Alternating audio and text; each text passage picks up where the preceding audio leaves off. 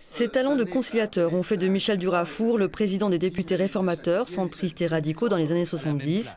Ministre des gouvernements Chirac et Barre, dans les années 80, Michel Durafour marque la politique en devenant le premier ministre de l'ouverture.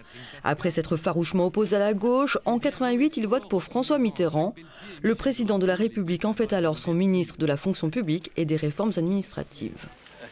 Il a été lui aussi à l'époque très critiqué, mais il a su placer, je dirais, l'intérêt général au-dessus de ses considérations et mettre ses compétences, sa volonté, sa détermination au service de son pays. Et c'est ce que je retiendrai de lui. Michel Durafour avait aussi marqué les esprits en appelant à exterminer le Front National et ses idées nauséabondes, ce qui lui avait valu un calembour de Jean-Marie Le Pen, condamné par la justice. Monsieur Durafour, crématoire, merci de cet aveu. Évidemment, tous les Français se souviennent, il restera, je crois, le chantre de ceux qui ont combattu les idées du Front National. Michel Durafour est mort dans la ville qu'il a vu naître 97 ans plus tôt, Saint-Étienne. Saint-Étienne dont il a été maire de 64 à 77. Les Stéphanois lui doivent la foire, l'université, le musée d'art moderne, la cité du design et la maison de la culture, devenue aujourd'hui l'Opéra.